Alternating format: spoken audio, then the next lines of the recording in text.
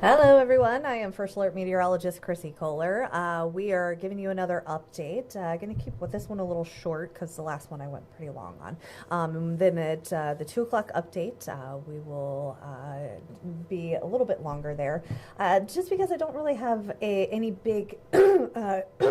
Excuse me, my goodness. Any big changes to the forecast here with this 1 a.m. update or 1 yeah, 1 p.m. Let's go with that. I don't have any big changes to the 1 p.m. update. So let's go ahead and get right to the radar and show you exactly what we're getting here.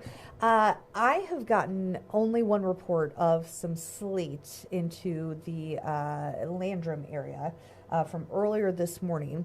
So if you've got any updates on what you're seeing out the door, be sure to send them our way. The Fox Carolina Weather Team wants to know about it. Hit us up on Facebook, hit us up on email or whatever platform you want to send us this information.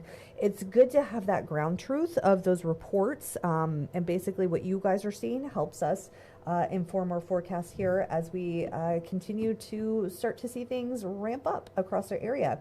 It's still pretty light out there for most of us, but we are getting some reports there. I was just checking in with the National Weather Service as well.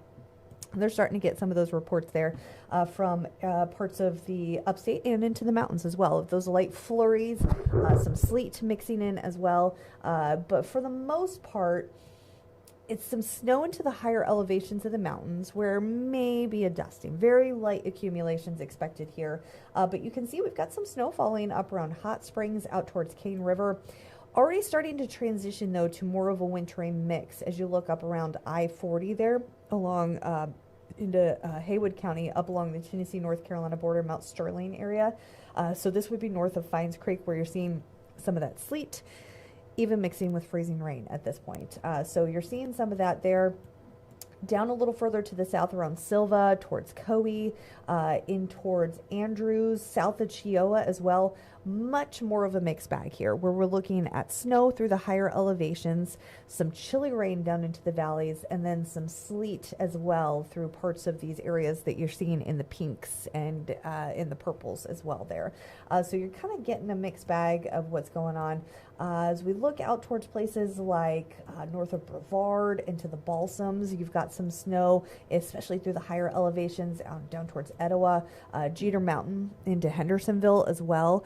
Some of that moving out towards Flat Rock if you're looking up there, and then down around Cedar Mountain, and even over the border down into northern parts of Greenville County. So this would be up around Caesar's Head, that it looks like we're getting maybe some flurries up there, up around Jones Gap. These are very light in nature that we're looking at here. Not a lot going on. And then as you look a little further to the south, down around the Clemson area, you've got some light rain. Chilly rain into this area. A little bit maybe of some sleet mixing in right here to the west of Clemson, and then stretching down into places like Carnesville, Royston, Sandy Cross, Livonia, and Hartwell right there. I'm actually going to pull up the Clemson camera to see what you guys got going on there. This looks like not seeing a whole lot. But yeah, that's what we're looking at here. We're going to be hard-pressed to get a lot of accumulation for really anywhere outside of the higher elevations. Temperatures right now are above the freezing mark. They are dropping. Clemson was at 40 degrees about an hour ago, so you're now down to 39. Asheville's down to 35. So those temperatures are going to continue to slide as we head throughout this afternoon. It's a gradual slide, but still they're going to be dropping. So those temperatures will eventually get to around freezing by the time we get into this evening as things really start to get going. So of course, here's the big things you guys want to know, right? When is this going to get started for us? So we're going to continue to see some light snow showers on and off over the next couple of hours across the mountains. Some of our valleys getting some of that mix, those pinks that you're seeing there, that's going to be mainly sleet mixing in with the snow there. Notice by 4 o'clock, we start to see less snow and more sleet transitioning as we get warmer air moving in above the surface there. And that's where the forecast starts to become less favorable for snow, much more favorable for that sleet. So we get partial melting. Those snowflakes melt just a little bit and then refreeze before they hit the surface, making those icy, crunchy pellets out there.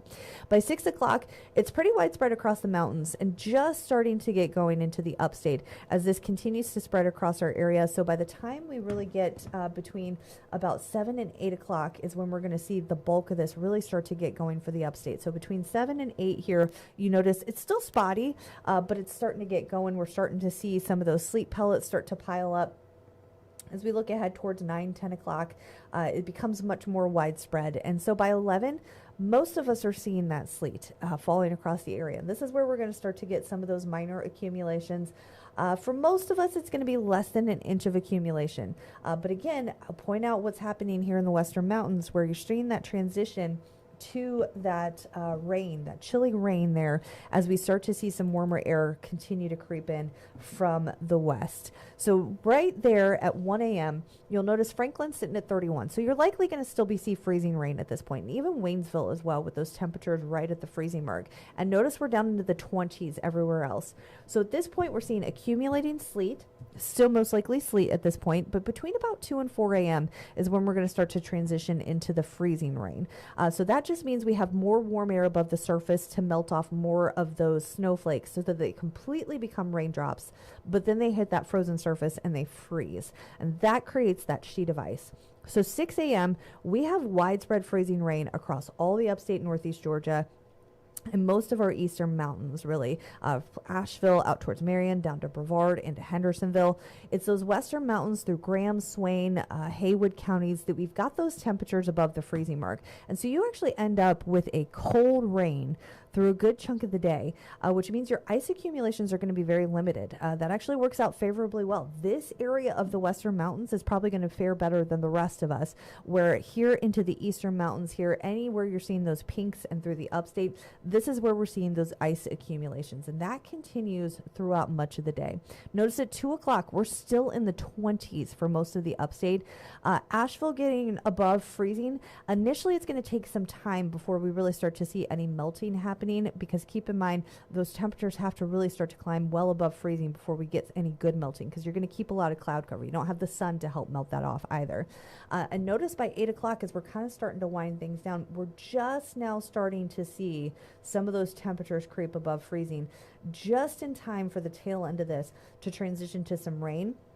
The unfortunate part is that those temperatures drop back below freezing overnight, and so therefore any of that liquid precipitation sitting on our roadways, any of our surfaces, is going to freeze into Monday morning. So that's why we have this ice storm warning in effect all across the Western Carolinas that goes until 1 p.m. on Monday because of that accumulating ice. And this is a look at our forecast here. We're continuing to tweak this as we get further into this event, and right now we're looking at up to 2 inches of sleet possible across most of the upstate.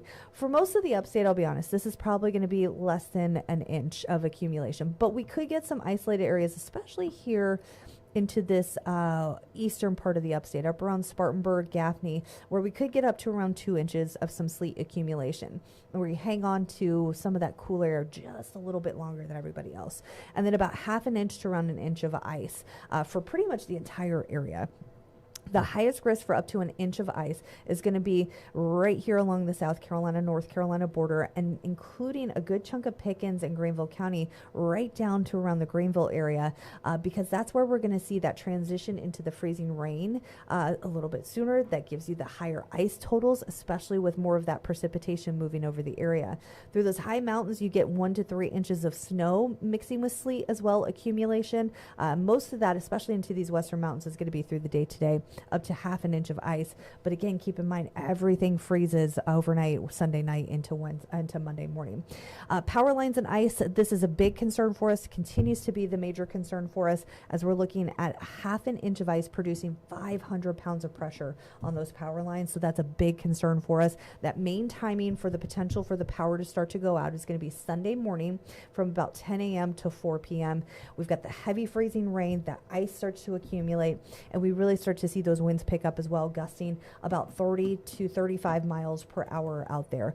So that's going to add to the potential for those power outages as we look ahead towards tomorrow. So today, I honestly think isn't going to be that big of an issue for power outages. I think most of us are going to be just fine.